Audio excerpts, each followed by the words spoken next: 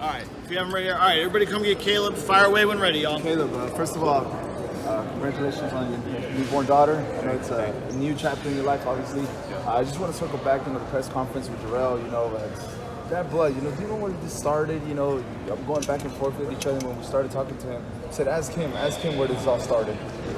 Yeah, that's what I'm saying. You're going to have to ask him. You're going to have to get the answer from him because, it's like he hates me, but at the same time, he wants to treat me like I'm a nothing and I'm a nobody. But if I was a nothing and I was a nobody to him, why would he hate me? You know what I'm saying? He wouldn't think twice about me.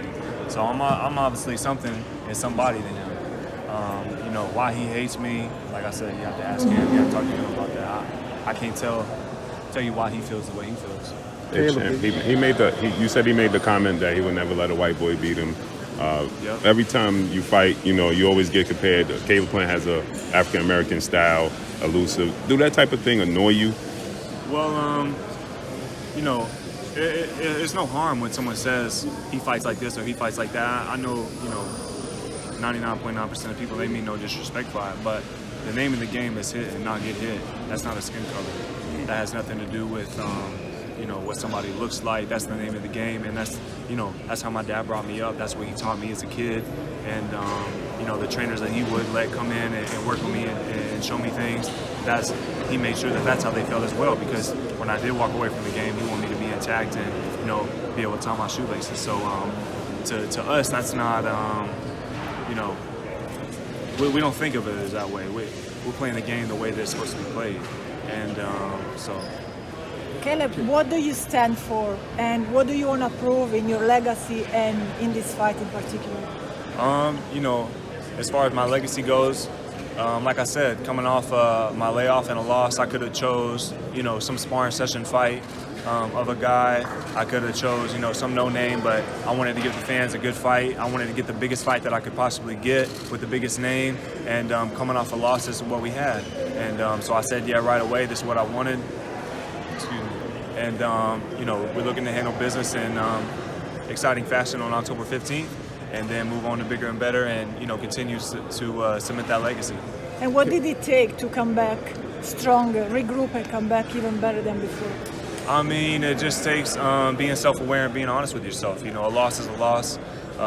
There's been tons of great champions who have been knocked out. Tommy Hearns, Roberto Duran, Sugar Ray Leonard, Muhammad Ali. I mean, the list goes on and on and on of great champions who have been stopped by other great fighters. And, Canelo's obviously a great fighter. So, you just got to be honest with yourself and understand that, like Coach Bearman says, that's just one day out of 365 days in a year. And so, it's disappointing, it's disheartening because I came to win. As you guys seen, I didn't come to just hand my belt over. And so it was disappointing, but I just got back in the gym. I got with my team. We laid out things that we're going to get better at, and that's what we've been doing.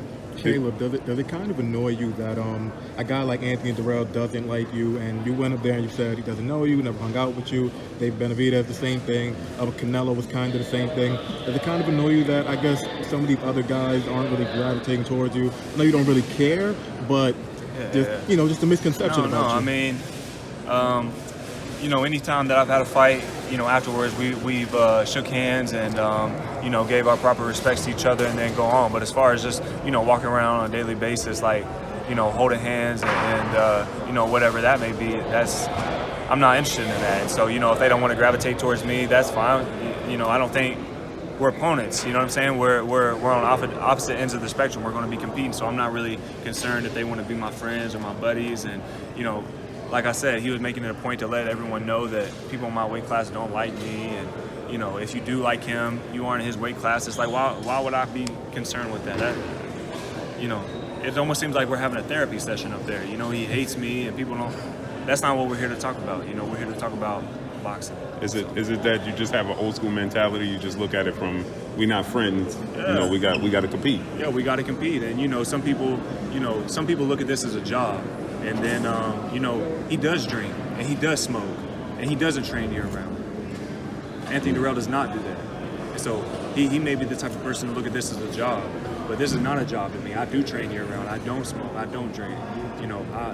Boxing is like my whole life, so I take this really serious.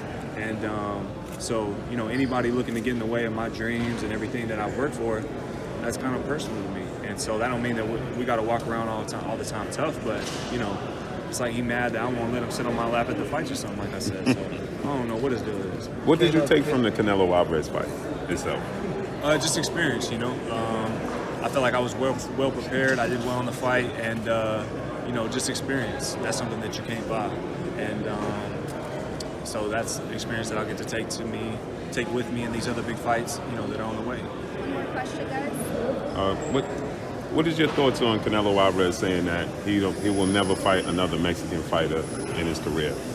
I mean, I really have no thoughts on it. What he does, how he carries himself, what he wants to do, you know, that's entirely up to him, and I ain't got no say on it. Caleb, real quick, we know that you're extremely confident that you are going to beat Anthony, but what are some of the things that you have to kind of prepare for? Because you know he does this really well and that really well.